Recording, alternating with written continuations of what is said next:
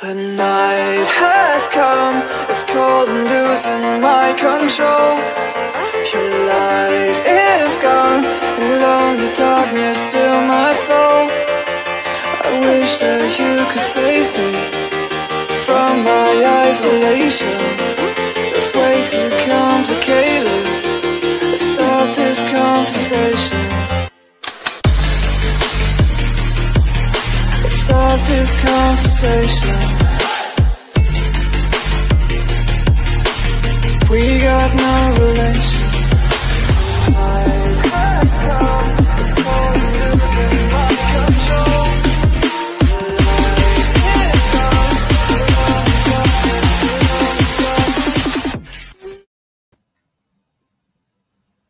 Good evening, and if you're just tuning in, if you're listening live or watching live, it's UFO Paranormal and United Public Radio Network. You can listen to us on FM on the Gulf Coast and 105.3 and 107.7 FM in the beautiful city of New Orleans, Louisiana, and that's actually where we're broadcasting out of.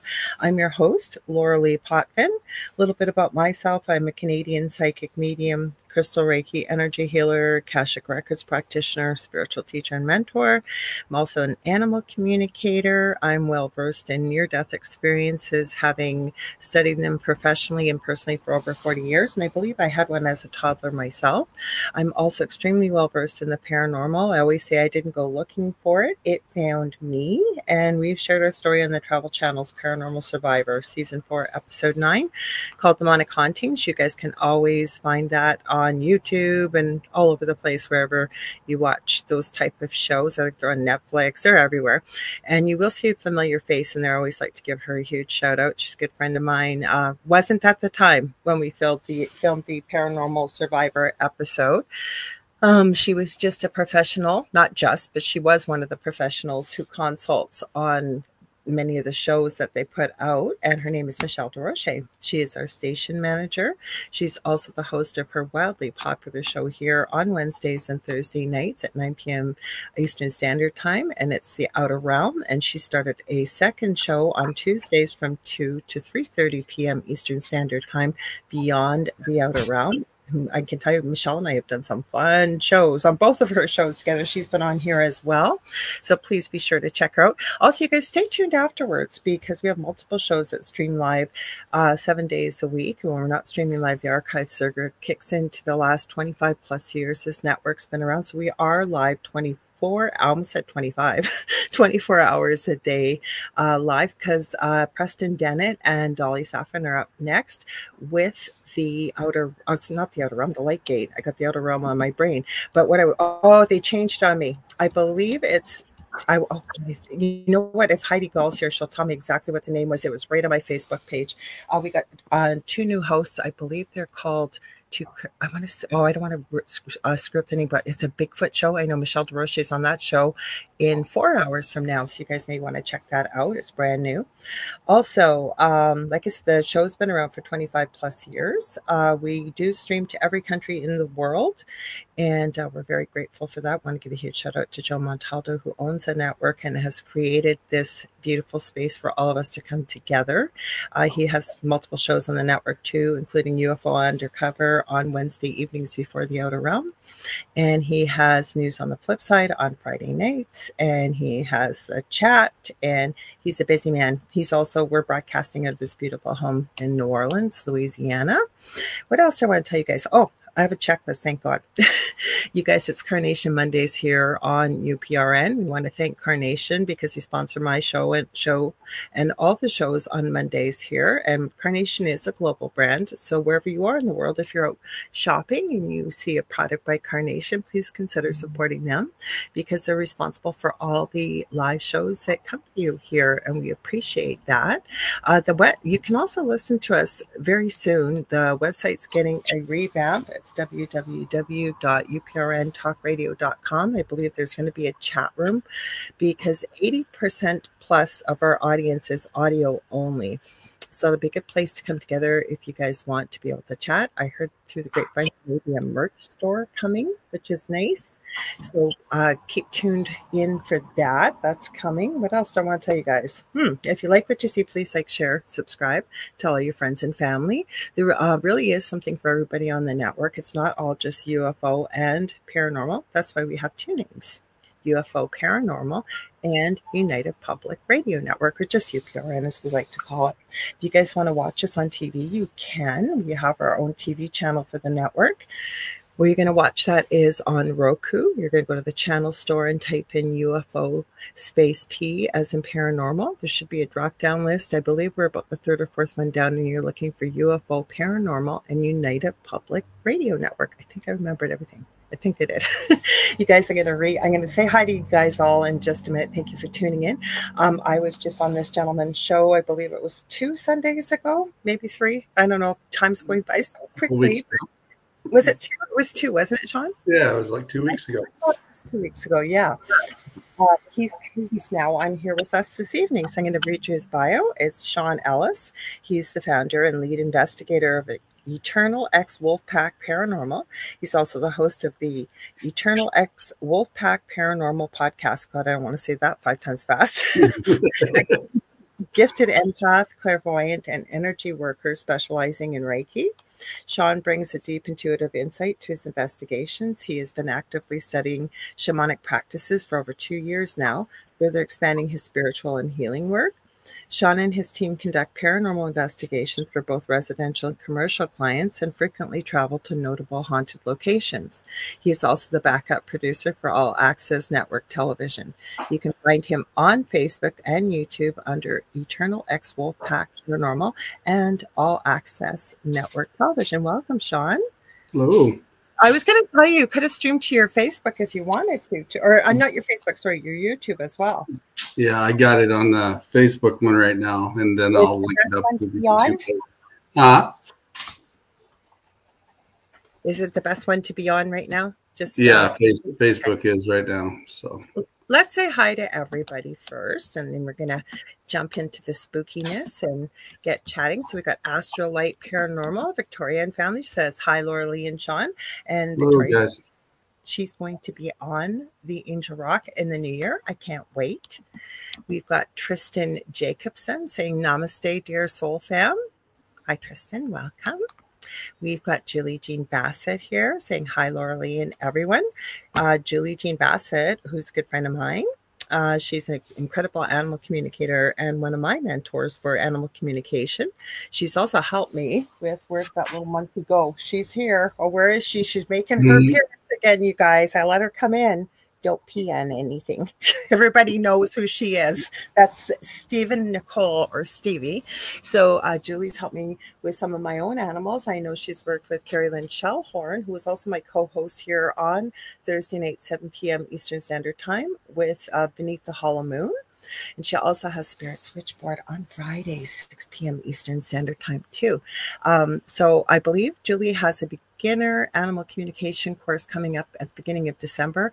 I strongly encourage you guys to check it out. She's also got some other things coming up, including I think she's got some spiritual developmental programs she's doing on the weekend. So you, animal stuff, you want to check her out at juliejeanbassett.com, and an incredible shamanic practitioner as well she is. She was just on the Angel Rock, I think it was last Monday.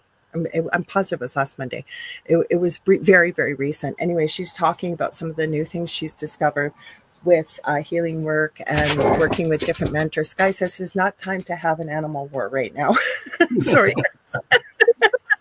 Anyways, and I've had a session with her. It was life-changing. So you can check her out for the shamanic stuff at whitetailshamanichealing.com. Julie, feel free to put anything in the chat you got coming up, because I'm just going off of memory. And of course, we got Z Sun Dragon saying hi, Lorilei, and hi, Shawn. I like to call Z Sun Dragon by his muggle name, Kevin. So he's a fellow Canadian too. So let's see. Oh, we went right down to the bottom. Here, I'll highlight that for you, Julie. She says, yes, December 6th and 7th from noon to 3 p.m. Eastern for her beginner animal communication course.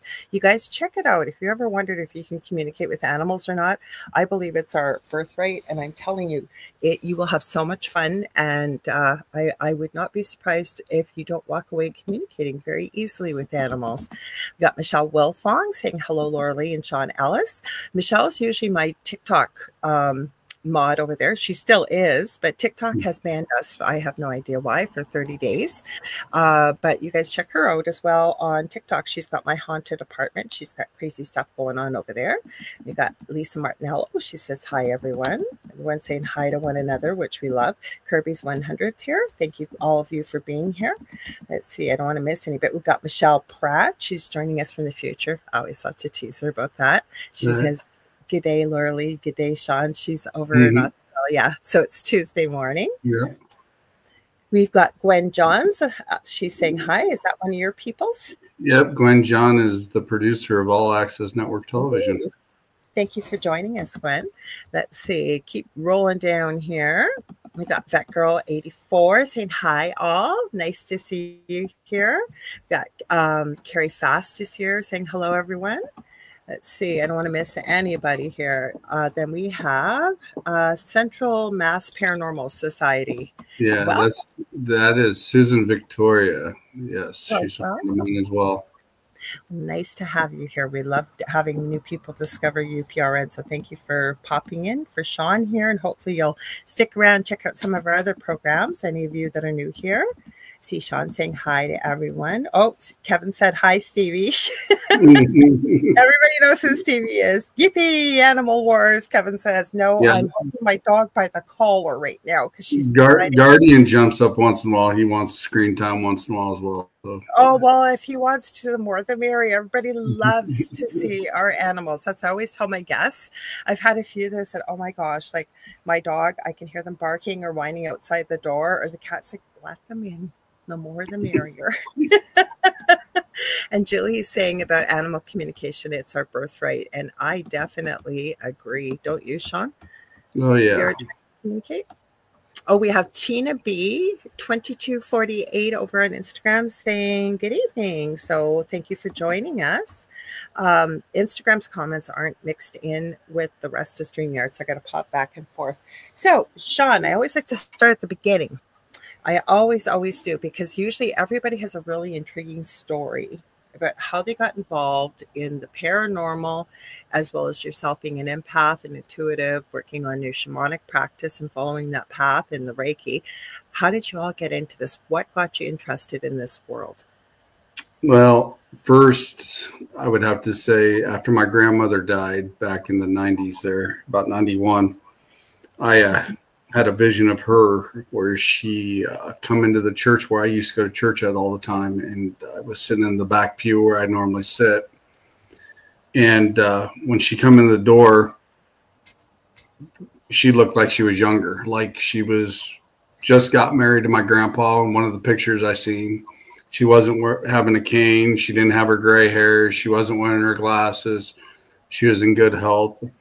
And she comes up and she'll sit right down next to me. She says, don't you ever worry about a thing. You're going to make it.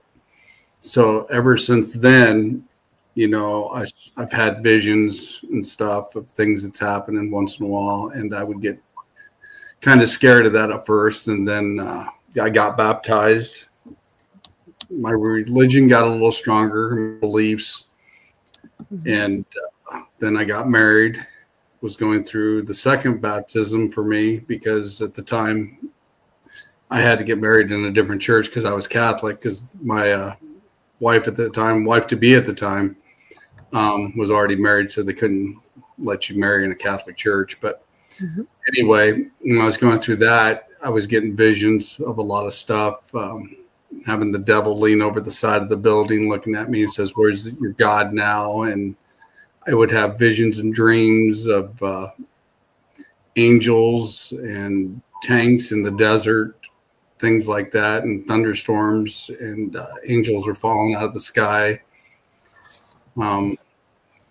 Yeah, and friends would tell me that were preachers of mine, preacher friends, that I was seeing visions of young men have dreamed dreams of yet to come, according to the Bible. So I kind of got scared after that for a while because I've seen things happen before the World Trade Centers happen. I've seen visions of that happen. I'd see our troops overseas in caverns and fighting in wars. And that kind of freaked me out. So I just kind of faded away and quit going to church for a long time. Then later on, after my divorce and the kids are getting older, my youngest daughter started getting into watching, haunted shows and scary shows and everything again. So I started getting a little bit back into it. And she would ask some questions, and she would see shadows along with me at the time. And I just really never said anything at the time, but I knew she was an empath, just like me. And I ended up joining a paranormal team and meeting a Reiki master, which started me into the energy work and etc. And from there, I've been on several house investigations and some residentials and commercials. And I met up with the guy that teaches me shaman stuff now. So, and I've been doing it for about 3 years. But yeah, I've always believed paranormal. It sounds like your paranormal sort of started more into your adult life than I say a young child. Yeah, most definitely. I'd say from about 21 up, starting to see things and stuff like that. And even after I got into the paranormal field and got done with my first Menaki rite, I actually went up to my mom and I said, "Hey, Mom," I said, "so this gift is inherited, I know." And she goes, "What do you mean?" I said, "Because when did you start seeing things?" And she never really said much, but she said she started seeing things after my grandpa died, which was back in the early 80s. And she would see things back then and wouldn't tell anybody at all because they would think she was crazy anyway. So I got to ask you, when you said Menaki rites, I'm not familiar with that term. The Menaki rites was granted upon me by my Reiki master. That is the 9 rites that ground you to everything around you. So you can turn bad energy into good energy and vice versa if needed, and shift energy around. So it definitely helps. And the more I got to look into it, some of those rites will let you actually transfer knowledge to each other without even really talking to each other. No, I believe that human beings are capable of so much more than what we've ever been told is possible. I'm just going to say hi to 2 people popping in here and then remind me if I forget, because I wanted to mention something about telepathy. So I know we have Julia Evans joining us from over in the UK. Thanks, Nate. Thank you to everyone for being here. I know it's late over in the UK, so thank you so much for popping in.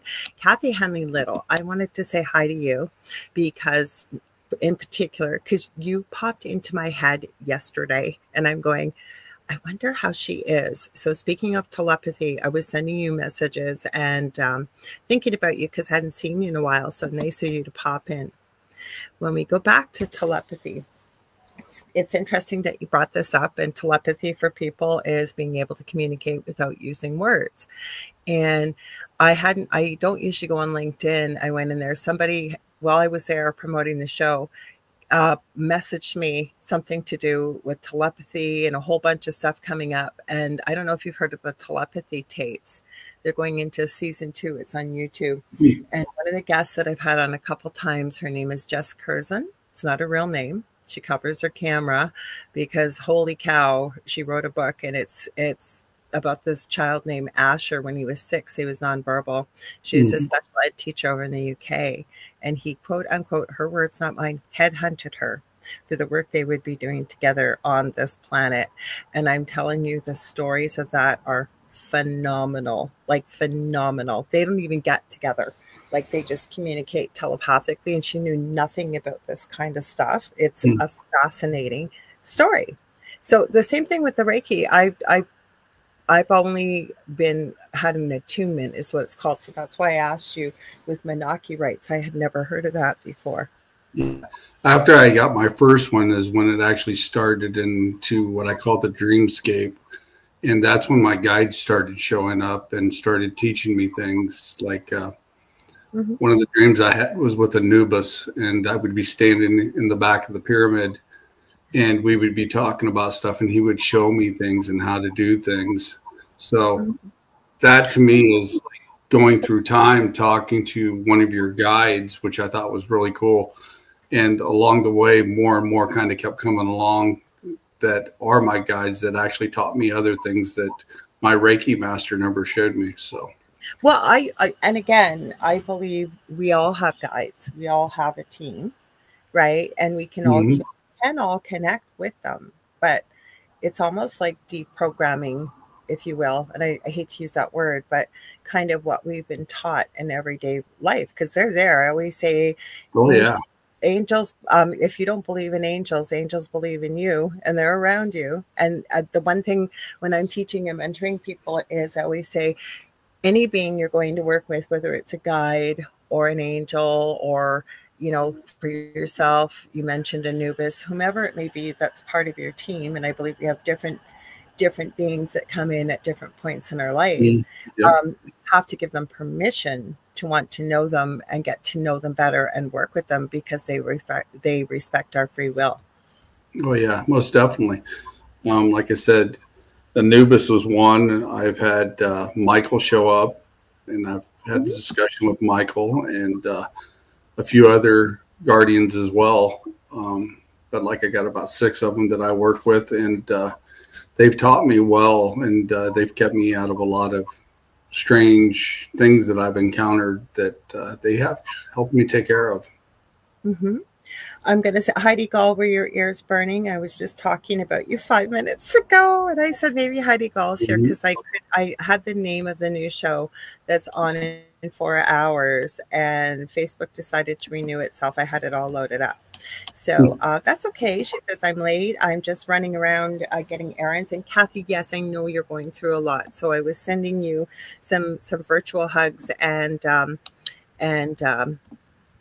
you know, if it's okay, I always, even with Reiki, I've had this happen before, just some healing for you and your family. And I always believe if our higher self says yes to it, great.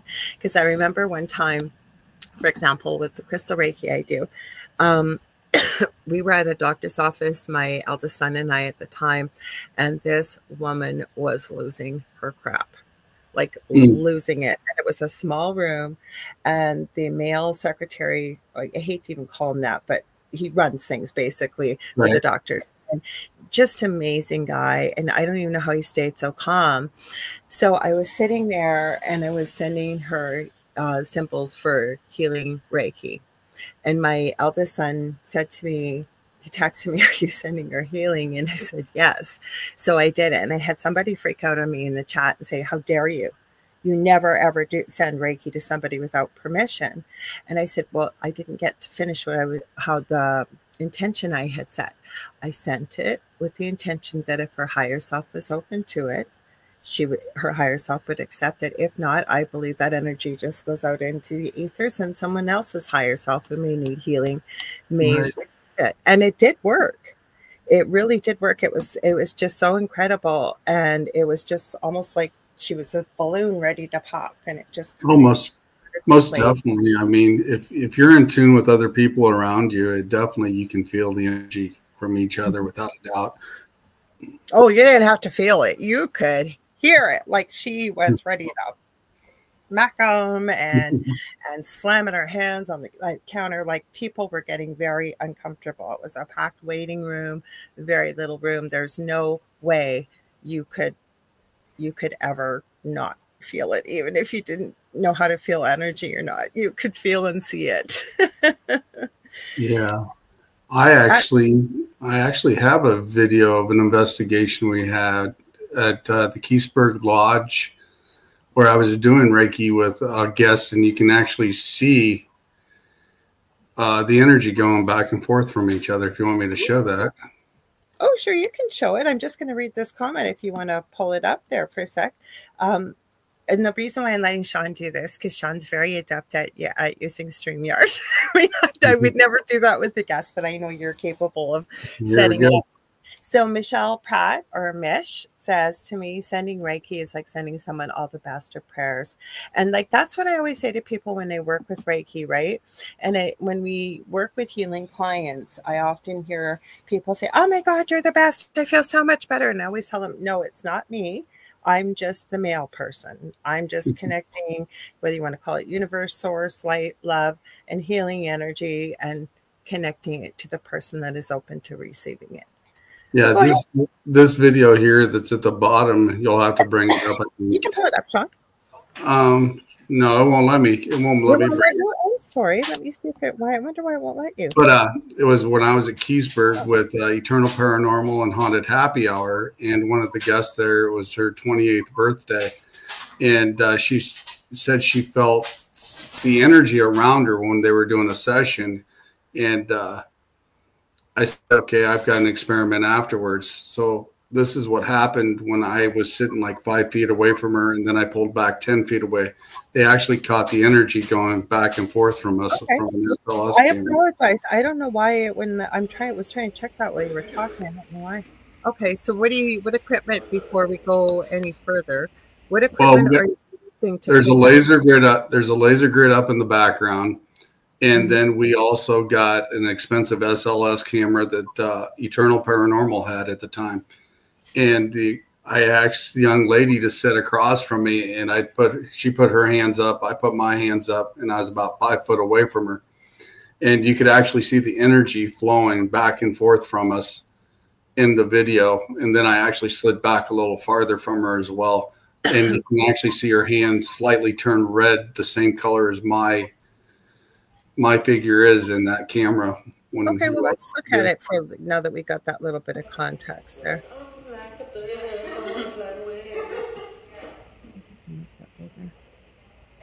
Might give me full screen. Hang on, we'll see. Everything that it would be, yeah. Yes.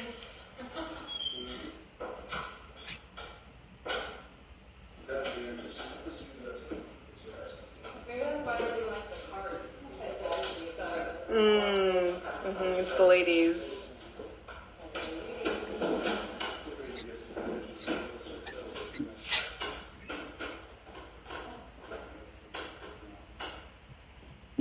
Oh, cool.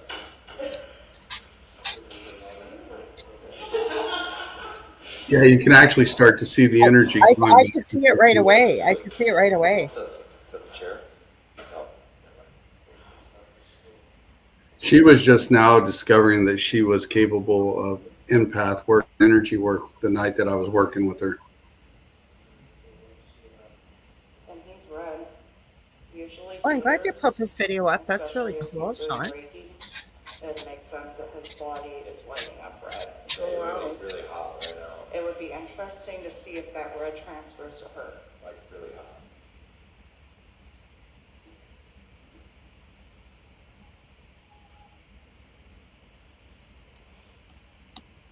Wow. That's actually a really cool find, or really cool catch that you guys got on this equipment to be able to see that. Yeah, actually, Haunted Happy Hour was filming this when I was doing the energy work with this lady. He's not touching her. You see that, guys? See, I'm not even near her right there.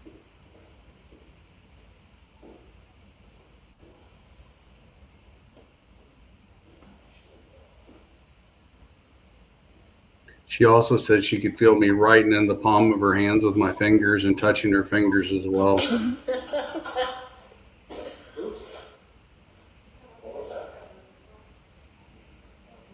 Your left hand? Yeah.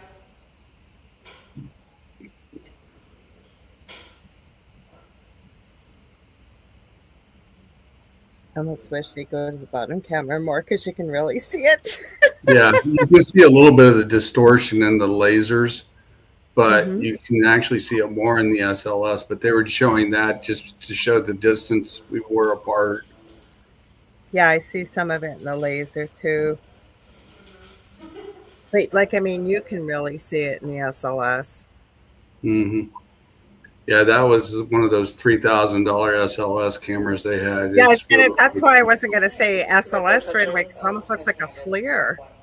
yeah, it's a high-tech camera they had. Wow. See, now I moved the chair back a little farther, and she can still see it and feel it. I'm going to read everybody's comments in a minute. You're saying this is cool. Caroline?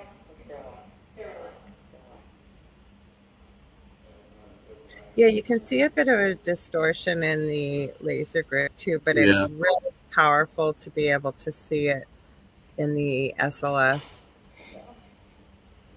Because sometimes it's hard depending on what device you're watching this on, right? Right. Versus the screen. But I mean, there's no mistaking it in the SLS. Right.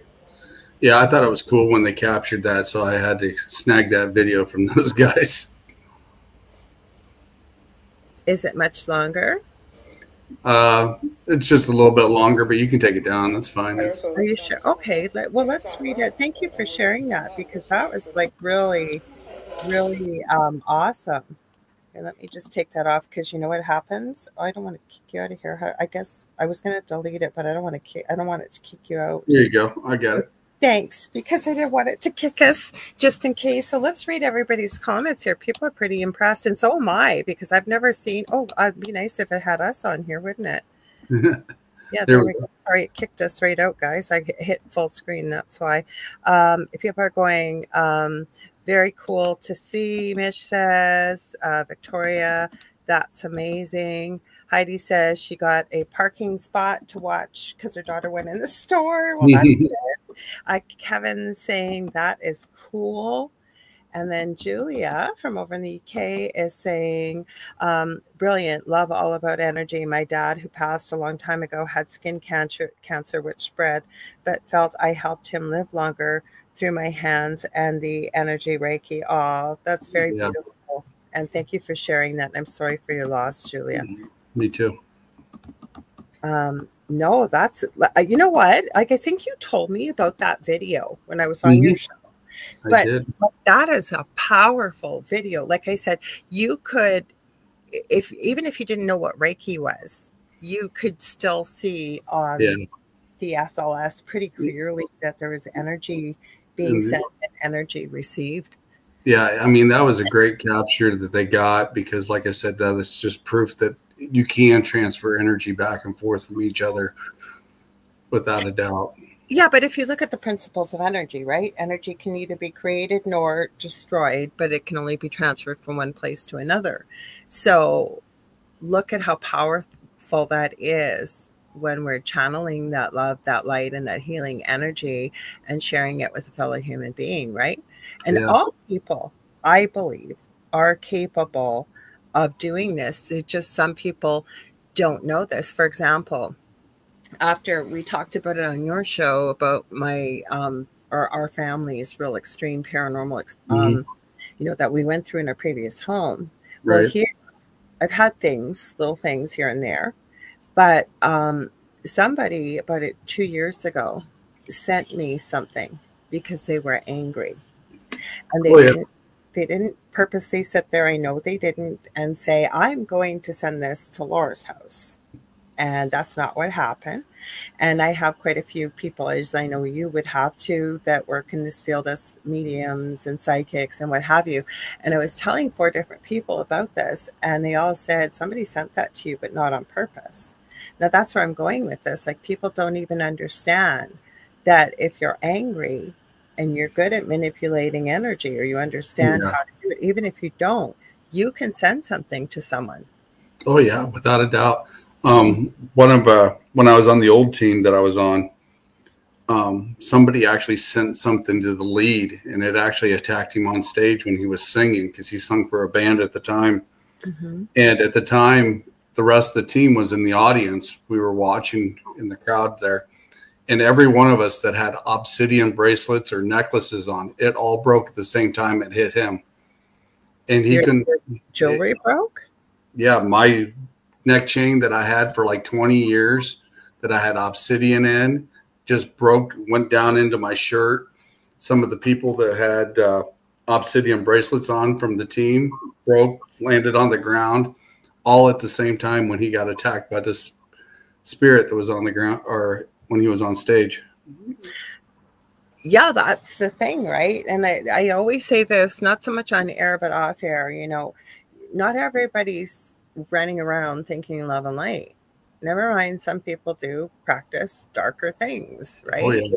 And because we're on this yin yang kind of thing of a planet here, when you have one, you have something of one, you're going to have the exact opposite of the other. Almost definitely.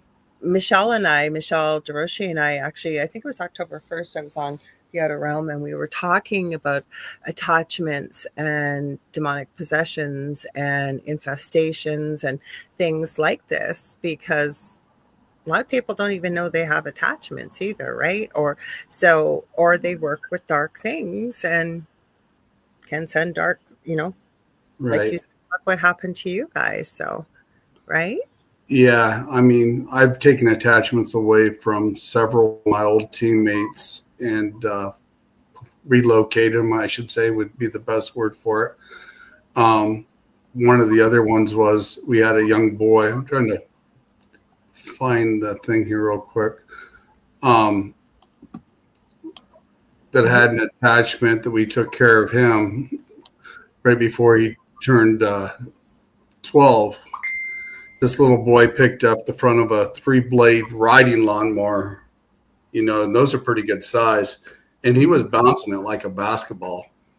And the Reiki master at the time came down or yelled at us and told us to come down and we needed to check it out. And we had to hold him down. And eventually, just because of that morning, I said Anubis came to me in my dream and showed me how to take care of it. And this was one of the things that happened after we entrapped it.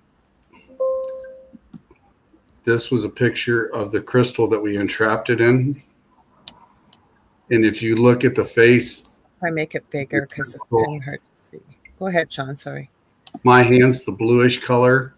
And in the crystal, you can actually see the face in the crystal after we entrapped it. It's a little bit hard to see. I can kind of see a little bit. Yeah. So what did you guys do with the crystal then? We ended up burying it with salt and letting nature take its course and getting rid of it. You warded it then and then buried it. Yeah. I wanted to put this comment up from Carrie. She said, I believe that people can send good or bad energy unknowingly. 100%. She said, we are powerful more than we understand. 100%. 100%. I agree. That so like I say, there's, you know, you don't have to Kevin says, I will send negative things removed to the universe to be recycled or dealt with. And you know what's really cool? It was a friend of mine. We were having this conversation when dealing with negative things about warding them or what have you. And she said for herself that she sends it to source, sends it back to source and asks source to deal with it. And I thought, that's an interesting way to look at it. You've got another screenshot up here, Shawn? So we started looking into what the attachment was. And if you could blow that up, I don't know if you can see that picture very well. It didn't blow up a lot here. I tried. But the same exact face that's in that picture was the one that's in that crystal. I can kind of see it. I remember what was in the crystals. Yeah. So. And then the next morning is the next picture. My sweatshirt that I had on had this. That's the picture, right? Oh, no. Sorry. Please forgive me. Sorry. I see it now. Here, hang on. It's down below. Okay. So your sweatshirt, you said? Yeah. It had the same images inside the sweatshirt. If you looked at them, the second one was circled coming from the top is the same image that was in that crystal. There's also a couple wolves in there if you look at it, and you have a Roman soldier in there as well. I think I got another one that's a little better than that picture too. Let's see if I got that. For a sec. Here's the other one. That one might be a little better. You can probably see it a little better. But yeah, the Roman soldier in the top one, you got, if you look just right, you can see the wolves in the next two. And then the face of the person that was in the crystal is the one in the fourth one from the top. And then you have just a vision of something looked like a silhouette right there. But that showed up on the back of my sweatshirt the night after we took care of the attachment for the little boy. And it wasn't on my sweatshirt when we left, but when I woke up the next morning, all those marks were on my sweatshirt. Kevin says, I see the soldier in the second circle. And Julia Evans says, wow. Kevin says fourth now, yeah, in second image. So you might want to pull some of these off for me, please. You know why? Because my Wi-Fi loves to go crazy when I pull stuff up and just leave it sitting there. And I have fast Wi-Fi, you guys, and it still does it. I don't know why. Julie's saying, wow. So people are going, oh, it'd be nice to put us back up. I keep putting it full screen and forgetting to pull us back up. Sorry. Wow, that's insane. Now, I've never told this story. If I have, it's been a long time ago. So in our home, when I was told the name and how to spell it, was told it was a demon. And I say I'm a retired Catholic now, but I was forced to go to Catholic school, church, you name it. And I'd never heard this name before. Told me it's animal form, told me everything. And what had happened was my son, when he was alive, my youngest son, he would only eat chicken nuggets and French fries because he had severe autism. And in our home, everything was broken. Brand new stove. The stove would not cook. The only thing that would come on was the broiler. And I remember I put his chicken nuggets in, and I pulled the door completely down, pulled his chicken nuggets and French fries out, and the door closed on my arm. And for no reason, like the door wasn't broken. It was the bottom element that you use to cook with. And the burn I got on my arm, there was no dog around. There was no cat. There was no reason for the door to close on my arm. And being a nurse, I know what burns look like. Well, this burn hurt like heck, but it did not blister. It finally kind of went pink, and within about 12 hours, it went completely black. And actually, the outline, it was an acquaintance of mine at the time noticed it. It almost looked like the sigil of that came with that demon, and with the animal form, the spelling, everything you told me, because I found that info about 5 years later. And it was shortly after I'd found that information when it closed on my door, and it was almost like a brand or charred, if you will. It never, it just turned completely black on my forearm. And they actually put it in our episode on Paranormal Survivor, but they made it sound like this all happened in like, a couple weeks. It didn't. We years of this. So I believe you about your shirt. Now, with your shirt, was that visible to your eye, or how did you know to take a picture of that?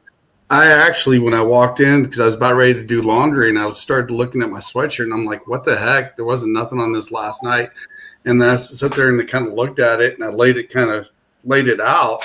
And then I started noticing the images from what happened from the night before with the little boy. That's why I seen it. And then I took a picture of it, circled it. That's where I know a story of a little boy who was around the same age. He was 12. His mother also has, I really feel like this may have been a familial curse. I know people don't believe in curses, but I am telling you, it kind of went through her maternal family line. And her eldest son, when he was about 12, she got a call from the school that there was something wrong with him.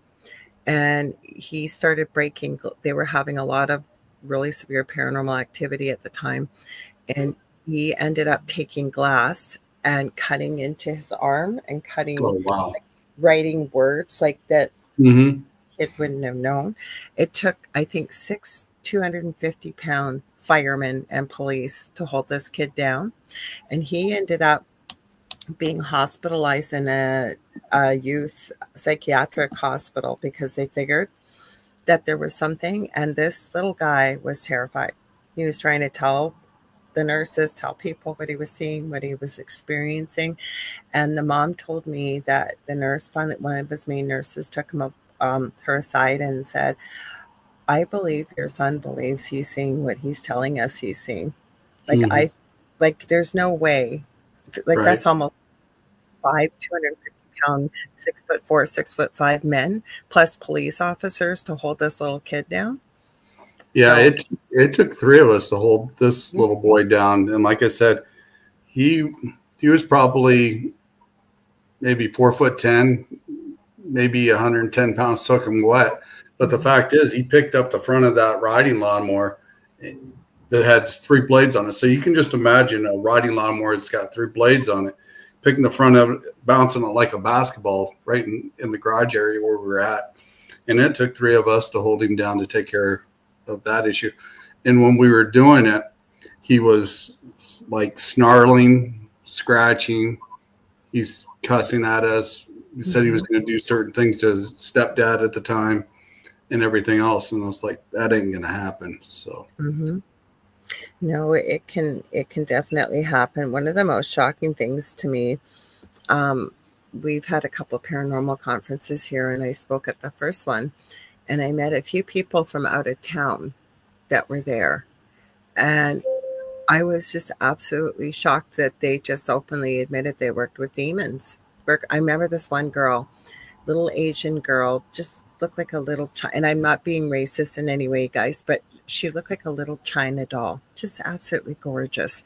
And she came up to, I don't even know why she came and talked to me, but she did. And she told me she worked with demons. And I think she overheard me talking to somebody about what we'd gone through in our home. And I said, really? And we had quite a conversation with the fact that I said, well, you know, she kept saying, well, demons really aren't that bad. They just get a bad rap and blah, blah, blah. And I'm really? And I said, what price did you pay? And she said, price. She said, yep. I never paid a price. And I said, really? I said, well, angels are God's messengers here. They come here and they help humanity. They come from a place of love. I said, why would something that's older than time do your bidding and serve you when there's nothing in it for them? I said, something is going to come and collect you today. And I really, really believe that. There's always a toll. One of our old teammates, they had an attachment in me and the Reiki master. There's a picture. I just loaded up for you. The team lead took this picture when we were working on one of our teammates at the time. You can tell I have an SLS. The Reiki master has an SLS, but she don't. And I was doing the energy work over on her to get rid of the attachment. And as you notice, she's holding a tuning fork in her hand. And behind it, you see a face on the wall. Yeah, I couldn't see that I think you sent me that picture before, but I can see it now. Yeah. Wow. And so you don't think the SLS was mapping her? Do you think it was mapping something behind her? The face, that's like a shadow that was right there. Right. Because the tuning fork is in her hand, and that's like right behind her. You can actually see the around it's kind of distorted, and then you see that face right behind it. Wow. Yeah, he caught that when we were doing work on her that night to get rid of that, because she kept telling us and people on the team that she was going to kick our butts and everything else, and that wasn't her nature. It's like she just totally changed her mentality, and it's like, yeah, there's something wrong with her. So we ended up doing some work on her, and we got that out of her. Carrie, thank you for sharing. She says we had our experience with our son, February, that type of experience I think that we've been talking about with young kids, February 15th, 2012, and Nate, I will never forget. Wow, Carrie. Can't even imagine. I'd actually like to hear more about that one. Well, Carrie's got lots of interesting experiences. She's got a lot of knowledge. She's so you have to see. Maybe you'll be able to connect with her. If we should probably do our station ID, because I always get talking and then I forget. It reminds me. Whoops! Almost dropped my drink. Anyways, you guys, if you're just tuning in, you're listening live to 105.3 FM in the Gulf Coast in Mississippi and 107.7 FM in the beautiful city of New Orleans. And you may be watching us as well to UFO Paranormal and United Public Radio Network. And this is the Angel Rock. I'm your host, Lorilei Potvin. And my guest is Shawn Ellis of Eternal, ex-Wolfpack, Paranormal. I remembered. It was the right order. That's all right. Everybody calls it external too once in a while, but it's eternal for like long. Did I say external? It is eternal. Please forgive me. Eternal, But yes. I had it right. I was doing it from memory. Yep. Eternal ex-Wolfpack, Paranormal. And Kevin says he saw the face shadow and other images on that wall. Yes. And he's also loving my plaid Grinch shirt. Well, guess what, Kevin? We're doing an outfit of the day, I guess, because guess what? It's got matching pants. I already worn these guys. I'm having a hard time getting in the Christmas spirit. My youngest son passed away January 15th this year. So I just decided I'm going to be wearing Grinch stuff. And I'm not a Grinch, but I love the Grinch. So I'm going to be wearing them every day until Christmas. Who knows? Maybe even after. And Carrie says, thanks, Lorilei. Yes, Shawn, I would be open to share. So hopefully maybe you two can try and connect on Facebook afterwards. Yeah. So there was something I was just going to ask you. Give me a minute. It'll come back as I keep talking. It will come back. Maybe it was in the comments here. I seen something that I was going to say, and I thought, I should do. Do you remember what I was saying to you just before we went to our commercial break? I said, let me do our commercial break. Probably not. It's okay. Now you went on some investigations. Thank you, Tina. I appreciate that. Oh, you got another picture or a video you want me to pull up? Yeah, because I remember I told you guys I would tell you because you were just on here recently and you were talking about dolls. Well, yeah. We had an investigation at a trailer park, and this is what happened with some of the dolls we had. We put a REM pod between their legs, and the REM pod was going off. There's no electronics in it, no robotics in any of these dolls at all. It's going to make you feel nice and strong if you keep touching. Come on. Well, I've got something in my bag.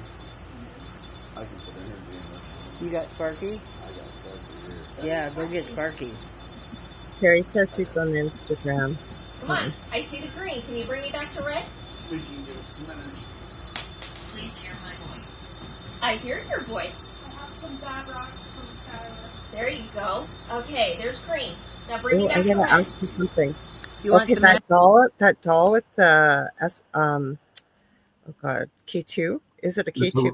It's a REM pod, yeah. Okay.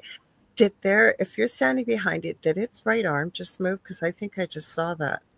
Possibly. I've got another one with a video with lasers in it, and you can actually see a shadow around these dolls, and they're still sitting in the same spot. No, it looked like it moved ever so slightly. I was watching it. We'll just keep playing. Go ahead. We'll see. Maybe it's playing tricks on my eyes. Energy, take it up to yellow for me. Good job. Now, can you get me to yellow? I'll give you some energy if you get it to yellow. Come on. I just want to tell you, Kevin, thank you. Kevin says before the break, Shawn, you were asking to hear more of, I believe, Carrie's story. So thanks for the reminder. Carrie's on Instagram, by the way, Carrie Fast. There, you guys are both. You're on Facebook too, Carrie, aren't you? Because I know Shawn's on Facebook. Yeah. Okay, let's keep watching this. Come on, you got it. Oh, come on. There, that's nice and strong. I see that. Let's go back to red. That's, like I said, they don't have any robotics, no batteries, no nothing are in those dolls. And the client was having weird things happen at her house in her trailer. So now bump it to red. We investigated there and we came up with what happened there. Good job. Come on. Give me red. Can you show me red? There, you wanted some energy? Yeah. I'm down to like nothing. So what I ended up doing, you can take this one down. What I ended up doing, I added a Tesla coil to it to give them some more energy. Yeah. Mm-hmm. And this is what happened. And you can see shadows around it in this one. Good job. I can see the green. Give it Sparky. Come on. Can you get me up to red? I'm going to have to take this off. How old are you, Joyce?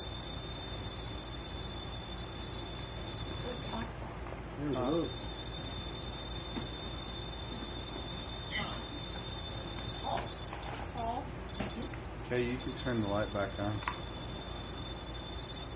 Nah, just leave it off for Sparky. Green and yellow. Oh, yeah, well, I need to see here real quick. Come on, bring it on. Get that energy. Come on, show me Come red. on. Can you show me the red? Come on, get it all good, girl.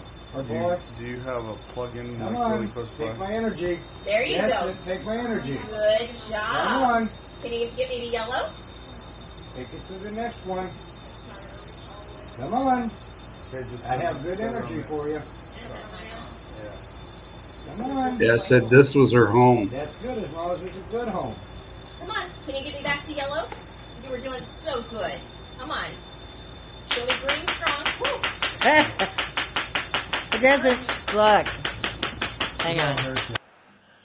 That's when we set the Tesla coil off and started giving it more energy because we knew it wasn't anything bad. So, but we wanted. I'm always interested in hearing, you know, when you've got the device going, but you've also got, was it the spirit box you had or a communication device going? Mm-hmm. Yep. Mm-hmm. So you've been talking about the last two recent investigations you went on. Do you want to talk a little bit about where they are? Because we got people watching from all over the world, so there'll be people that won't have a clue where it is, or maybe why you went to these places, and you know, what did you catch anything interesting, unusual? Or Actually, I got invited to go to Melbourne, Iowa, to Melbourne Manor with Phantom Pals Paranormal, and we went there. And but what is Melbourne Manor? Like, if we got people watching from Australia, and it's a big, huge mansion, and I actually got some pictures here too of that. Let me bring them up, and it's easier to explain. But I've heard of it, but for people that haven't, like, what is it famous for? Because I know you're not the only thing that's gone there. It's for being haunted. It's definitely for being haunted, a haunted area. Is it because it's historical, or is it because they had a hospital there at one point? They've had let's see, kind of a what I call a mental home for disabled people. Yeah, they were there as well. I'm trying to find it here. So there was a lot of tragedy, more than likely, with the living. Oh yeah, a lot of stuff went on in this place.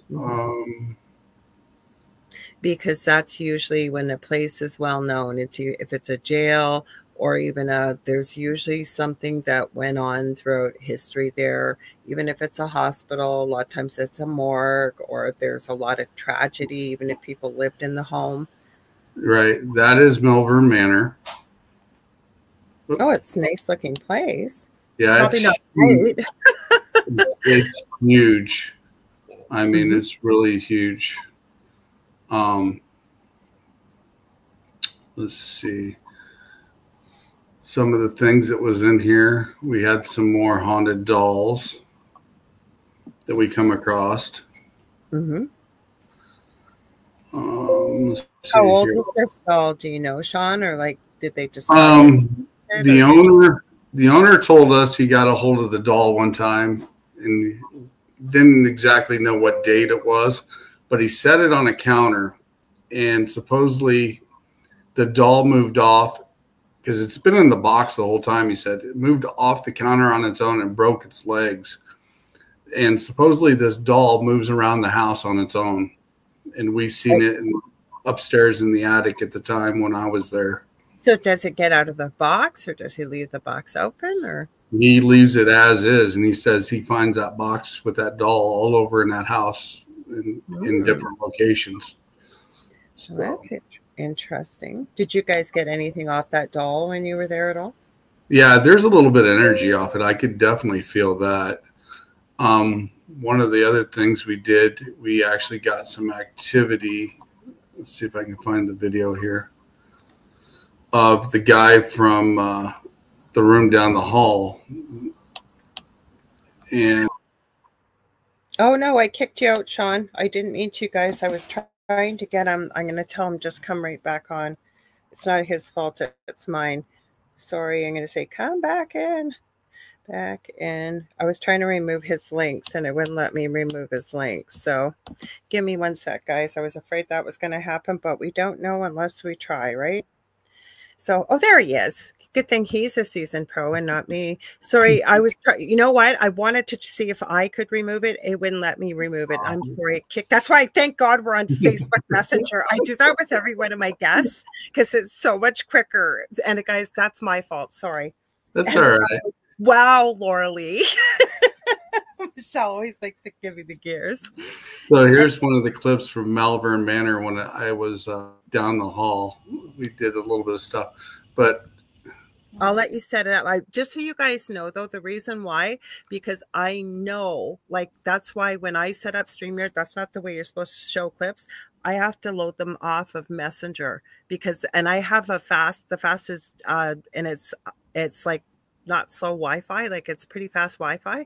It'll take all my bandwidth, even with this being a gaming computer. So that's why I was closing it so we don't start to stutter. So that's why, you guys, I was trying to give you a good viewing experience. It's not Sean's fault, it's mine. Anyway, set it up, Sean. I'm sorry. Go ahead. Well, anyway, down the hall in this area, there's a guy that supposedly comes out of the door on the right-hand side at the very end. And we set up a laser grid and stuff there and to see what would happen.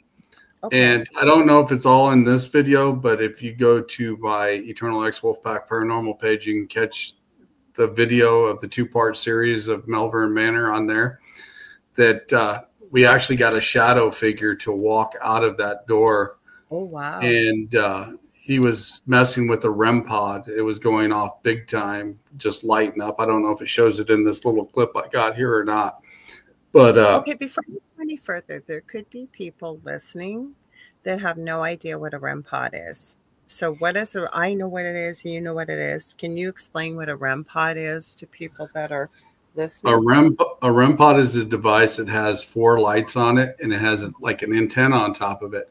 And the closer you get to the antenna, the lights will go off. And if you just go so far against it, you can get it to turn blue. You can get it to turn yellow. You can get it to turn green, or you can just hold it and all the lights will go off. But if something touches it, that's what makes that REM pod go off. That's what you see. Like the noise. So when you say something was messing with it, because I've seen it in many investigations, right? You can say to a spirit, okay, can you let go?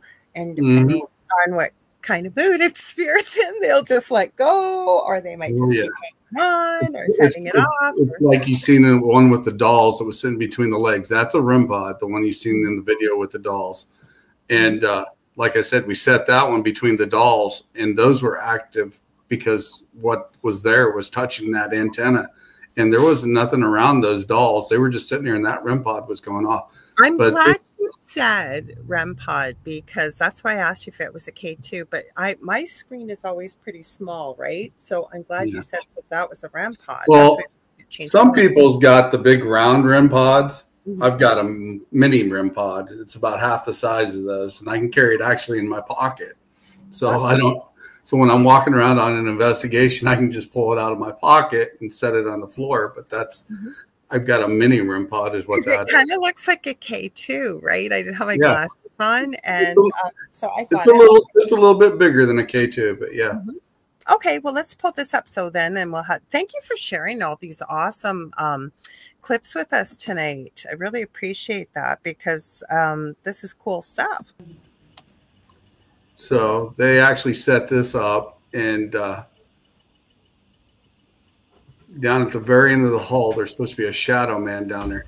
And every once in a while, you can see something slightly moving down there. I thought that was the shadow man until I seen her. Yeah, that's Leah. She's part of Phantom Palace Paranormal. I like that grid. Where'd you guys get that one at? And they got some really cool equipment too.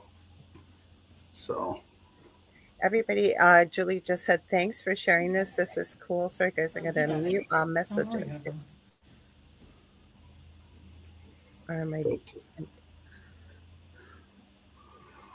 And in this location just behind us, there was like a rec room, and there's a green balloon that was in there. It was moving around on its own in the rec room. What the fuck? Oh, wow. Well, listen to the music. Yeah, we were trying to entice it to come out. But if you go to the video on my page. Like I said, we got laser grids and everything else up of it, and you can see a lot of cool stuff in there. Yes. Okay, so what's at the end of the hallway? I just saw a light flash. There's 2 doors down at it from my point of view, or our point of view from the screen. There's the door on the right, which the guy was in, they call the Shadow Man. No, but go ahead. Sorry, Shawn. Sorry. Oh, yeah, but that's what they call the Shadow Man. So no, but the other door where the REM pod was, just towards the end of that video, there was a flash. It looked like into the darkness, and it wasn't the doors that it just turned around and looked at where the yellow balloon or the greenish balloon was. Mm-hmm. It was the other doors. There was a little flash in there. Did anybody else see that when you were watching it? I can check that out. It's right towards. Do you want me to play it again? And I'll just I'll play just that last little bit. Yeah, sure. Okay. Maybe I missed something. Okay, I think this is the one. Okay, yeah. I'm going to play it, but I'm going to pause it and let's see if I can advance it. It was right maybe about here. Okay, let's see. Okay. Oh. No. Yes. Yeah, there. Did you see that? You're horrible. And before that, just before that, so there's just this little spark. It almost looked like a really, really, really light orb. And I don't have my glasses. Oh, I'm getting goosebumps. Oh, Time for truth. Kevin says same thing. I seen that little white light too, Laura. Yeah, and just before, because I was watching it so close, because I knew where it was going to come. It looks like there might be 5 to 10 seconds left. It's right towards the last end of it. There, just before, if you watch it really close, it looks like there's a little faint, almost like orb, almost, and then you see that flash.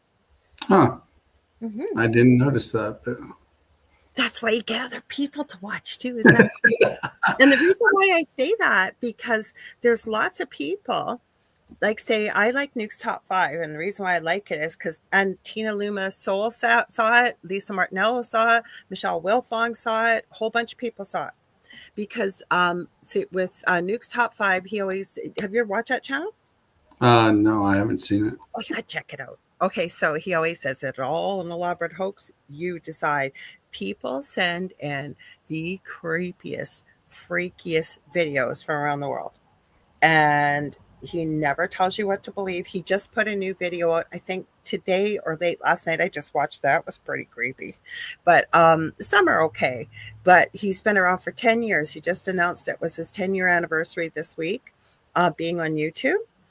And lots of times if he misses stuff, people will say to him, oh, did you see that? Did you see that? And he'll go back and he'll tell you too. Like if I missed it, or if he slows something down, because he's not a debunker, but he's a bit of a skeptic. So he'll tell you, I might have lightened this up a little bit just to check for myself or check for audio distortion. Or he gets some pretty creepy stuff sent in from around the world. Kevin says he saw the tiny faint orb floating too. Sorry, I got a cat hair on me. No, we're definitely going to have a show here pretty soon of all the stuff we found in Melbourne. So I think maybe next Saturday or Sunday, maybe I'll have a double header, and we'll talk about the stuff we've seen with their videos and what we've got clips out of. But you actually caught something I missed, so that's a good deal. Well, it's not, yeah, but that's not your fault, right? Because what people don't understand when you're a paranormal investigator, unless you do it yourself, there are hours of watching. Like all your evidence, every camera, all the audio. That's why it's good. Like when you have a group like this, other people watching it, if you miss it, that's okay. You can't, like, people don't understand. Like if you investigate for 8 hours and you've got 10 2 cameras, whatever it is, it's usually more than that. That's a lot of evidence to go through. Yeah, it is. Definitely, for sure. That's when I like, when I do lives, I always say, if you see something I don't, hop in the chat and holler at me, because, I can go back and find out what it was. What one do you want me to show? There's download 14 JPEG or Malvern Manor with a P. The 14 is the same hallway with the laser grid setting up. That's how we had it all setting up when we we're finding the shadow person and stuff. We set up the laser grid in there. My glasses. And then we had a REM pod down at the very end of the hall because there's a chair there on your left-hand side. And I actually went down there and started sitting during the live. Mm-hmm. And like I said, if you'd like to come out and talk to me, you can come out and talk to me. I'll talk to you. And then all of a sudden, the REM pod down at the end of that hall and that live video that we did from there, Mm-hmm. the REM pod was just going crazy. And that's what the other cool part is. Like even some of the stuff that we showed, say with the dolls, I think we showed the guy on Thursday night on Beneath the Hollow Moon, Carrie Lynn and I, that was recorded live. So it really takes away, or it actually adds to, this was real, right? Because it's a little harder to fake something live, unless it's obvious, than it is. I know you know this, but other people checking it out too, right? Versus recorded. But you guys recorded this live. So again, even though you're going through all this, that's why it's sometimes nice to have different eyes, right? Taking a look at it. And I always hate to say nuke stuff. Did you see it? A lot of times you don't, because it just goes so freaking fast. Right. It does. But yeah, that was one of the things there. And then the next little picture there was one from the little girl's room. And we had a dead man's bell sitting actually on that little dresser there. You can see it actually. What? It's called a dead man's bell. It's kind of like an old bell you would see on your teacher's desk, and it's got a sensor on it. And we set it there on that desk, and that bell would go off every once in a while when we were asking questions as well. That's always creepy, isn't it? You know, I actually like it. I thought it was pretty cool. You definitely did. Cool. But I mean, for people that don't realize that, like, the bell shouldn't be going off unless something, you just have to gently brush against it, right? And it'll go off. That I like it when it's like that, though. But see, when I do live videos of investigations when I'm there, I never edit anything. What you see when I'm there is what you get. And when people say, hey, I seen this, I'll turn around and I'll look for it. I'll try to find what they seen that I missed when we're doing the investigation. But I never. Adds to the reality factor of it. Again, you're streaming what's happening in real time for people to see, right? And I never go back and I never edit any pictures, any of the videos or anything. So what you see is what I actually seen. Or like I said, even when you holler at me during the investigation, it's like, hey, I seen this. I'll turn around and look for you. I'll either debunk it and try to find out what it is. So what but you should debunk everything that happens, right? Because people don't realize that not everything's paranormal, right? And a good investigator, I think, should try to debunk it. And most definitely. So I got cat hair all over my lip gloss here. Sorry, guys. Thanks, Stephen Nicole. She's right off to the side. No, but that adds to the reality factor of it. Now, the reason why, too, and I've noticed, like, I love to watch Paranormal Nightmare Friday night. You guys want to know where I am Friday night, 8 p.m. Eastern? Always on Paranormal Nightmare YouTube live chat. Always, because they put a new investigation up. And I have caught things, too, that, and it's not that I think I'm so special. There's other people that do too, even though they filmed it live. And what I like about these brothers, do you ever watch them at all too, Shawn? I haven't seen any of those either. Yeah, they're the Foreman brothers. And the reason why I really have a lot of belief in them, they were the center of a haunting when there were 3 little boys and they had nobody to go to. They have a TV series, but they've been doing this for probably 12, 14 years. And what they do is they go and help other families with severe hauntings. They get called into the really dark stuff. Like last week's investigation, they went to, I forget where it was, because I think they're in Ohio, and they went to some place I don't think they've been to, or they haven't been in a long time. And they've had really bad things happen to them at Bobby Mackey's. If you guys have ever heard of it. I've heard of that, yes. It's not around anymore. Well, what they didn't realize is some of the stuff from Bobby Mackey's, this guy had put in this dwelling, like kind of like Malvern Manor. This is a place in, I believe it's in Ohio. Those guys had crazy stuff happen to them. And they got Carl from Bobby Mackey's coming through because Carl's chair was there, and supposedly Carl was demonically possessed. It was a crazy episode. But again, they've been doing this live, helping people. I never look at anybody that say has to charge for gas money or anything. These guys don't charge a penny and never have. Like, they just go to the US and it's all done through their YouTube channel and stuff. But and these people, nobody, they haven't been able to get rid of what's in their home. Like, it's just the most incredible stories and the things they've documented. And I think they're doing it for the right reasons. Well, this, if you go to the first one, it says Peg 1. What the heck is that? That is what I caught at a resident's house. I was actually holding up my camera, just holding it in my hand. And I said, if you want to have a picture taken, I'll take your picture. And next thing you know, I didn't even touch it, and the camera went off. Oh. Yeah. I've had that happen at my previous home. Yeah. There's one picture I have, and like, I've released a lot of pictures to the public. There's one, I don't know what this is. It looks like a bunch of flame. And I never noticed till I actually was sharing it with someone. I was on my laptop in my previous home. I just about fainted when I seen it on full screen.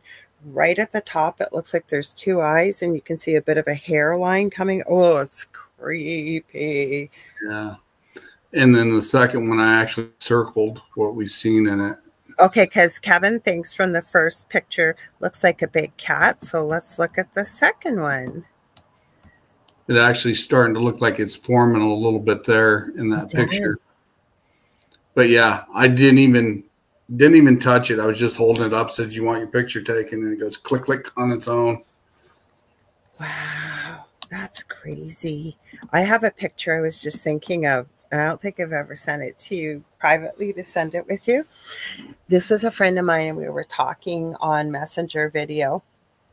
And I was in the most active part of my house in the basement. And yeah, I scribbled out her face, but you can, just for her privacy. I didn't know she was taking these pictures. You should see this thing that pops up behind me. Oh, I still don't know. There's a big thing, and then the little one almost looks like, I would say, Lumiere from Beauty and the Beast. Like, it almost looks that way, but creepy. And she took a succession of pictures, and you can see when it's not there, when it starts to form, when it forms, and it looks like it's got big round eyes and big mouth. It is so freaking creepy. And like, the reason what made me think of that is, so first of all, you said, hey, if I heard you correctly, do you want me to take your picture? But you didn't take the picture. The picture took itself. And then the second one, you can see something starting to materialize. Yep. It was pretty cool. It was definitely cool when that happened. But we had that at a residential's house. Wow. We've got Les on the go joining us over on Instagram. Thanks for tuning in. Go ahead. Sorry. I was going to say, I gotta go back here for a second, change the format real quick. No worries. Take your time.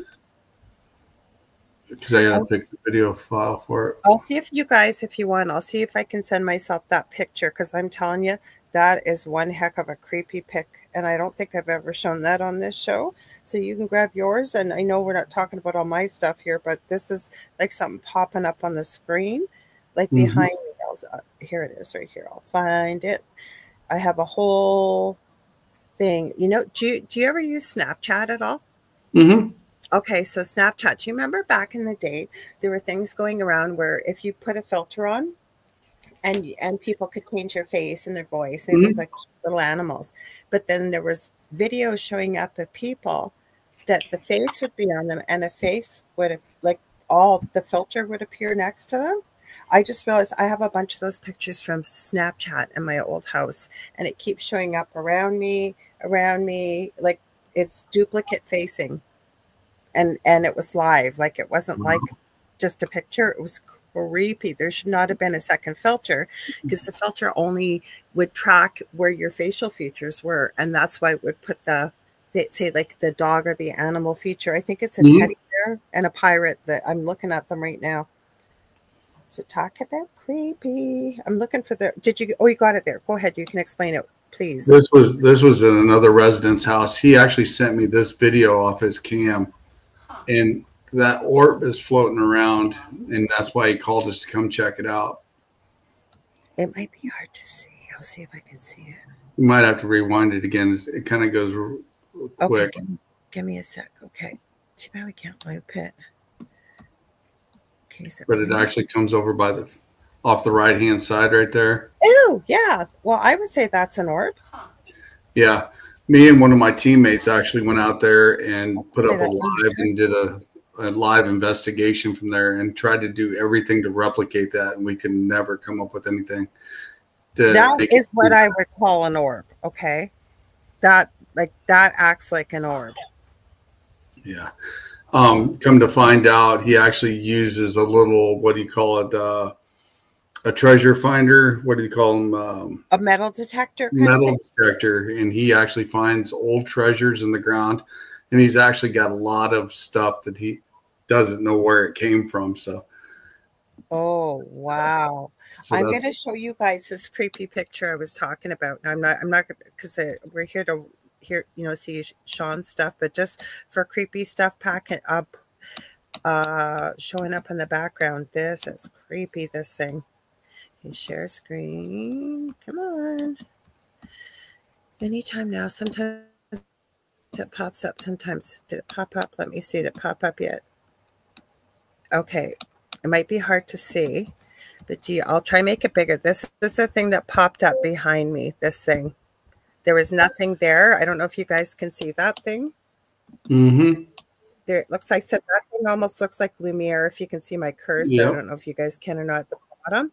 And this thing's hard to see, but if you see it with a bit of say on Facebook or whatever, it's tall, it's thin. It almost looks like it's wearing a hat with a shadow behind it, and it's got big long eyes and this round mouth.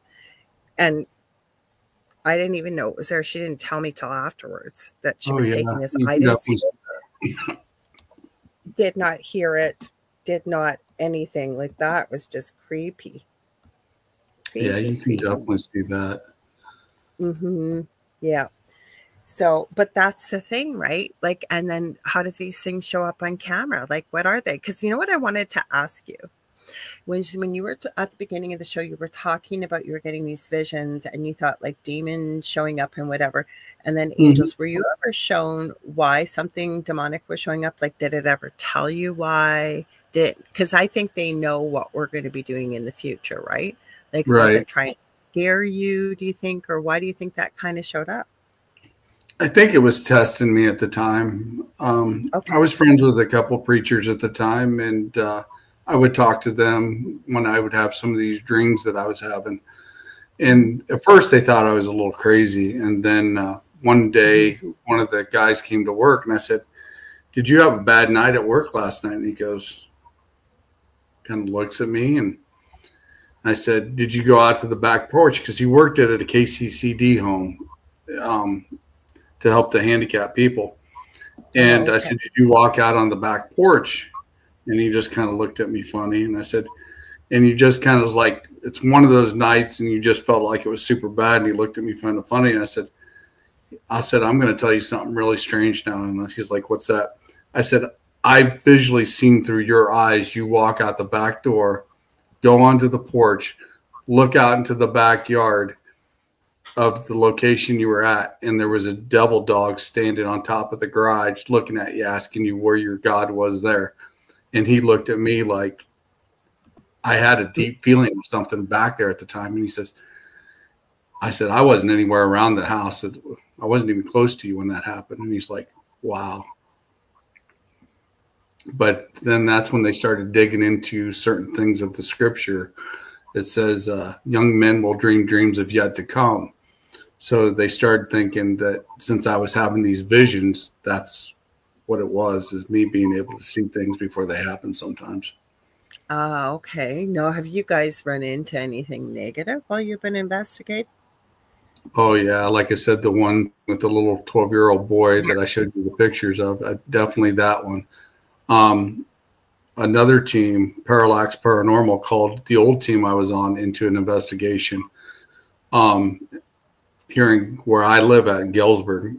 And before they ever investigated the house, they found a half of a body in there.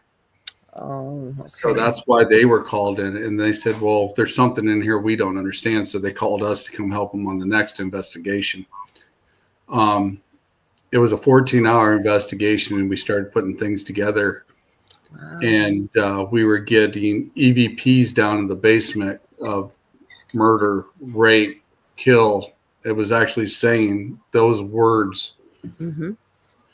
And we got up toward the attic, and we actually found articles of John Wayne Gacy and Charles Manson in the attic, along with pornography that you can't talk about on the air.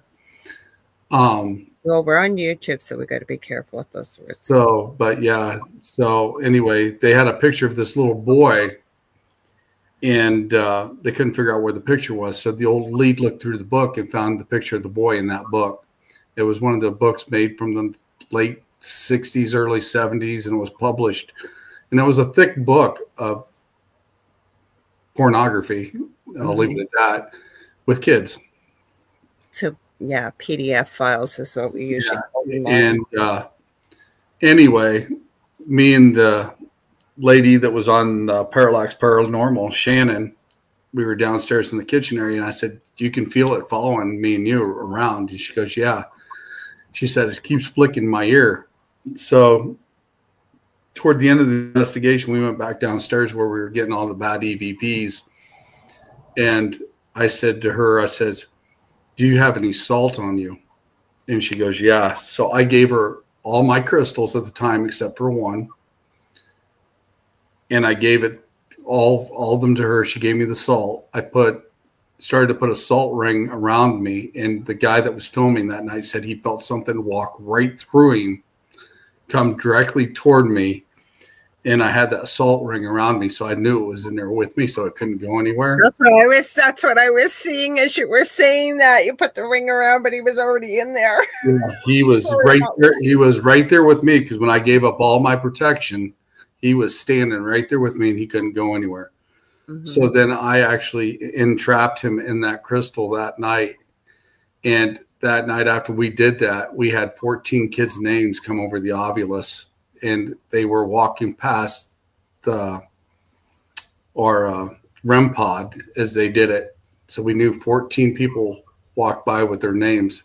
They got released from the spirit that was keeping them there.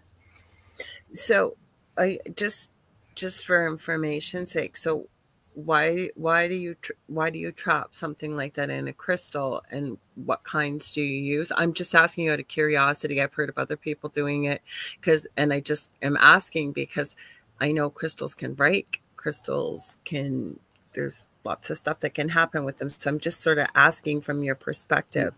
One thing I use is crystals that are untainted, has no flaws, for one. And the reason why I put them in there is because they're so bad, they don't need to be there anymore. And they don't need to be having harm to any kids or any of the family. No, I understand that. But, So Anubis is the one that showed me how to do that. And that's how I took care of the attachment with the 12-year-old little boy that night as well. And I stuck it in a crystal. And then I would take it and I'd go put it in salt. And I would take it out to a location where there's water. So between the salt and the water, it'll suck that energy out from it and just deteriorate it. So so it's not going to be causing anybody any more problems, and they haven't had any more issues at either places since then either. Because Michelle Pratt's adding, I would put salt across the doorway of a girl who would always go crazy at work. She said always helpful. And then Julie says, I've used my Vogel crystal for that. Now, Vogel crystals are certainly intriguing. There's only one person in the world, if they're even still alive, that knows, who's been trained by Marcel Vogel to cut them. These crystals, I have knockoffs, but I use mine for healing work. And I actually have quite a few interesting patterns within them. Have you ever seen a Vogel before? Mm-hmm. Yeah, so it's interesting, Julie, that you use the Vogels for that, because Vogels are pretty powerful, that's for sure. Yeah. And for people that don't know what they are, they're in, one of them's in here unless you got one handy. They were, do you have one handy by any chance? If not, I'll find mine. I don't have any on me right now. So these are just knockoffs, but okay, so what the story is, quickly, people for listening are wondering what a Vogel crystal is.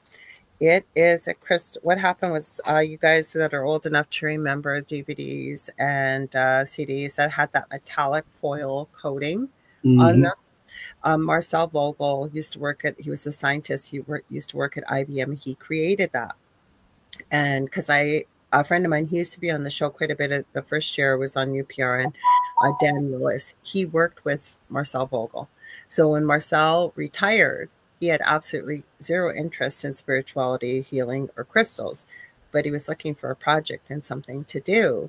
And I believe he wanted to understand why a quartz crystal in old watches was always used to help energize the battery or winding them. He was looking at something called the piezoelectric charge of a quartz crystal. So he started to think, if I cut that crystal on certain angles, could I magnify that energy, whether it's the intention we're setting in or whatever. And I know you may know this, but for people listening. So I remember asking my friend Dan, him and his wife gave each other an actual Vogel crystal cut by Marcel. He's no longer alive. And I remember asking Dan, this had to be about 6 years ago, was there anybody still alive who had been trained by Marcel Vogel to cut them? And he said, one person. You know, it cost like thousands and thousands of dollars. But they do get manufactured. I don't know if you guys can see this, but mine's got like stripe itself because I have twins. So I use them with my crystal Reiki. I use them with just energy healing and stuff like that. And get super, super, super hot when I use them too. So there's something to these angles. I like using crystals in some of the stuff I do as well. Oh, Mish is always funny. She goes, I love people who bang on about the woo-woo of crystals. I remind them of quartz watches, LOL. Yes, but watches use that because crystals have, and I just found out the name of this, piezoelectric charge, probably a couple months ago, and started looking into it. But that's what they utilize with the quartz crystal to help maintain the battery or energy of a watch. That's why they're in there. That's one thing I like to do, is I like to meditate with like a cat's eye or obsidian or jasper and stuff like that, because you'll pick up on the frequency of that crystal. Yeah, crystals are a great thing to take into a meditation. I always tell people, if you don't have a lot of crystals, the beauty in a quartz crystal is it's able to hold the frequency of any crystal. So I always tell people, when you're starting out, because crystals can get quite expensive, is you don't even have to know what the name is. You can just ask for whatever you need in that moment. And I think it's all about intention, right? And giving. So Mish then added, nothing is ever perfect. That's, oh God, now this thing's trying to give off our QR code for some reason, guys. Kathy Hanlon Little says she has a Vogel. And, oh, cool, Julie. She said hers is 13-sided. Hang on. Okay, so Mish wants to know this. Is cat's eye man-made? I think if you got a cat's eye, but... oh God, tiger's eye crystals. No, I don't think they're man-made. Do you? Yeah, I don't think they're man-made either. I think they're actually authentically from the earth and tumbled. I think the only one that could be well, there's probably lots of them. One that comes to mind is bismuth. It's so beautiful. It's almost like holographic when you hold it up. It's very metallic. So yeah, crystals are pretty cool. One of my best friends, Leanne Clark, I call her the Crystal Wizardress, but she's known as a Crystal Architect on Facebook and YouTube. That woman blows my mind. If I don't know something about a crystal, I could just send her a picture.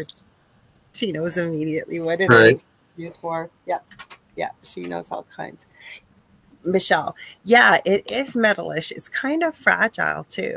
I can definitely say that. Bismuth. Another thing I like to do is when I'm sleeping at night, I'll actually play certain frequencies at night, all night long, in order to connect with some of my guides as well.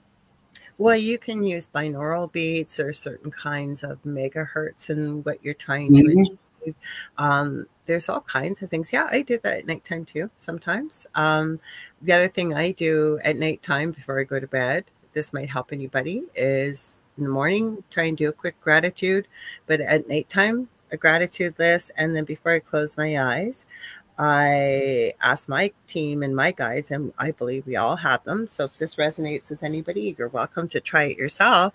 Ask them to come in and heal anything that needs healing while you're sleeping. So I imagine almost like, oh God, no, it's giving me visions of Michael Jackson. But I almost imagine like a bubble over top of me and ask them to come in and assist with healing, because our bodies naturally heal when we sleep anyway. So sometimes it's a really good time to do that. Most definitely. Yes. So have you got any, we only got a few minutes left. See how fast this went by? I knew it would. Any other thing else you want to show us before you go? I don't want to, I've talked a lot here, so I don't want to. I only had a couple pictures actually from Rock Island Arsenal where I was at, because I went live there. And we actually got some, if, like I said, if you want to go check it out on the Eternal Expo Pack Paranormal page, we have that of the Rock Island Arsenal when we were there. We can show some if you want. We still got time. I only got like 2 pictures, me and the group in front of the house. Because like I said, I went live there and I didn't really get a chance to take a lot of pictures in general.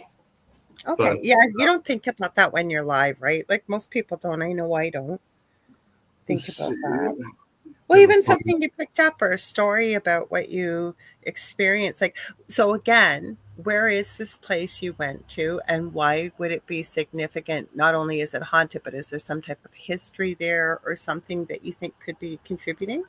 Well, a lot of military stuff happened there. They had the first courtroom there. A lot of military people stayed there. They've got a lot of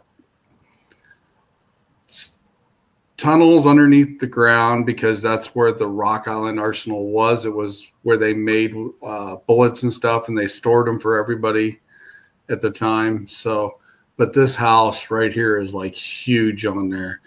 And, so where is it located, Shawn, again? Because a lot of people like listening from around the world will have no idea. So it's in the United States. So what's it's in Rock Island, Illinois. Okay. Okay. It's a beautiful looking house. Well, yeah, it's well maintained. Everything's authentic in it. That is me. That is Alfredo. The girls from Haunted Happy Hour and Cheryl from Illinois Paranormal Research. She invited us there, and like I said, if you look in the background there, you can tell the house is well maintained. It's got nice walls, the original trim boards and everything in there. But yeah, catch the video. I did some work down there too with Alfredo, and we actually caught some stuff down in a tunneled area where the REM pod was going off, where Lillian was sitting, and she says she actually felt something down there as well. So what is one of the scariest things you've experienced? Obviously with this 12-year-old little boy, I can't even imagine how terrifying that would be. But have you had anything that's been pretty creepy, spooky kind of thing that comes to mind? I wouldn't say I've been freaked out or super scared. I mean, the one with the little boy caught me off guard because it wasn't long after I got into the paranormal. You don't expect that. Yeah, into the paranormal field, you know. And like I said, Anubis, that very morning is who taught me how to take care of that with the crystal and how to take away that attachment. And it was like I was called to do that, you know. It was really weird, but I would say the most intense investigation I had is the one we had here in Galesburg, Illinois, at a residence where they found that half body at. Wow. Well, yeah, that's pretty mind blowing with some of the things you shared. Teaming up with Parallax Paranormal that night, and that house is huge, and yeah, with all that going on that night, that was probably the most intense investigation I've been on. What about EVPs? Have you got any really interesting, like Class A EVPs? It doesn't have to be Class A, just something really even, really surprising or crazy that you've caught on an EVP. Hang on a second. I got something that I'll share with you that actually freaked out the old lead on the old team here. Let me see if I can find it here real quick. Okay. No So worries. I just probably. There was a hair salon here in Galesburg, Illinois that was having stuff go on. Okay. And the women in there seen the barber chair come up off the platform and hit the floor. Oh, wow. And we started going through the investigation and starting to find out bits and pieces. And it was talking about certain things. And the lady that owned the place said one of her beauticians went to Okinawa on vacation. So we think it followed her from there because it was describing her family members. But here's one of the clips that happened in the break room area with me that freaked out the lead of the old team I was on. You cannot enter me. Hello, Shawn. Holy shit! Oh! How are you? Oh my God! The lights are moving right next to Shawn. And he goes, you cannot enter me. And that fucker goes on me. That's always creepy when you hear your name. How are you?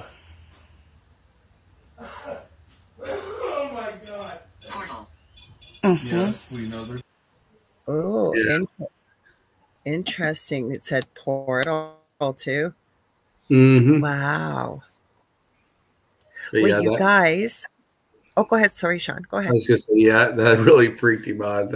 That's one day I won't forget. I had to laugh at him because he just took off out of the room when that happened. Like Kevin just said, hello, Shawn. Well, you know what? I am so glad you came on. I'm booking into April now, 2026. But if you're open to it, I'd love to have you back on again, and we'll go even deeper. But in the meantime, Shawn, where can people find you? Your podcast? Where can they watch the whole clips of all of this? You can go to Facebook on Eternal X Wolfpack Paranormal, and you can find me on YouTube as well under Eternal X Wolfpack Paranormal. And the videos of all the investigations are on there, and the ones I've teamed up with as well. My podcast shows on both of them as well. And also you can find me in All Access Network television as well. What nights are your podcasts, so Shawn? Like, how can people watch it? What time and where can they find it? You can find them at Sundays at 7 p.m. Central Standard Time. And every Sunday on my pages. Good. So Facebook and YouTube, right? Yep. Yes. Facebook and YouTube. Everybody's going, great show. Thank you, Shawn. Thank you, Shawn. Awesome show and guests. Everybody enjoyed having you on. I'm glad you guys did, but don't go anywhere because right after this, in about 10 minutes, you're going to be seeing Preston Dennett and Dolly Saffron with the Light Gate. And what I was going to say, Heidi, I cannot remember the name of the new show with the guys coming on in about 4 hours. Michelle DeRoche is going to be on. These guys are cryptid classics, I believe. They have a lot to do with Bigfoot and stuff. So they are coming on in 2 hours from Dolly and Preston. So you guys are going to be full of awesome stuff. I want to thank Carnation, two cryptid legends. Thank you, Heidi Gall. That's right. Saying, Heidi, are you here? Heidi's always on top of our network stuff. She just promotes a heck out of everybody's show. She knows what's coming up. So thank you, thank you, thank you, Ron Moorhead and Daryl Denton. That's who they are, our new hosts at, so let's see, it'll be 10 p.m. Eastern Standard Time. It's called Two Cryptid Legends with Ron Moorhead and Daryl Denton. And they're going to have Michelle DeRoche on tonight, you guys, so you don't want to miss it. If you guys ever want to get a hold of me, you can get a hold of me on Facebook.com/The Angel Rock. That's my business page. But the fastest and easiest way to get a hold of me usually is Facebook Messenger or any social media platform. I'm on YouTube, The Angel Rocker Tribe. I do psychic and crystal, psychic readings, mediumship, do crystal Reiki and energy healing. I do teaching and mentoring. I have 2 groups on Facebook. Facebook Paranormal University for all things paranormal, and the Angel Rocker Tribe for all things spiritual. Don't forget to tune in, because Carrie Lynn and I are going to be here Thursday night, 7:10 p.m. Eastern Standard Time with Beneath the Hollow Moon. We need to connect up, and we're booking till way past the end of the show. I'm going to give you guys a little heads up. We are doing a show Christmas night, 7 p.m. Eastern, and New Year's Day night, 7 p.m. Eastern. And if you would join us, we would love to have you do this Christmas night. It was Carrie Lynn's idea, and I was so touched about it. My son, Justin, who passed away, like I said, January 15th of this year, he had severe autism, and he loved chicken nuggets and fries from McDonald's. So Carrie Lynn and I, as long as McDonald's is open, and I believe it is, we are picking up chicken nuggets and French fries Christmas night to honor Jesse, and we'd love to have you join us to do that if you want. Okay, guys, so keep that tuned in. Next Monday, sorry, I can't talk. Our guest is Fatula Fatini Adrimi. Sorry, I hope I get that right. He's from Egypt. I forget what his book is about, you guys. I just looked up his name right now. Seems like the nicest person from his emails. So it'll be something spooky. I'm sure it will be. So we will see you then. We love you guys all. Thanks again, Shawn, so much for being here. Thanks for having me on. It went by way too quick. Well, it did when you were on my show as well, and we're definitely going to have a round 3 for both of us on one. I hope so. I look forward to it. Night, everybody. Thanks so much for being here. We'll see you on Thursday and next Monday, and stay tuned for Darlene Preston. Have a great day.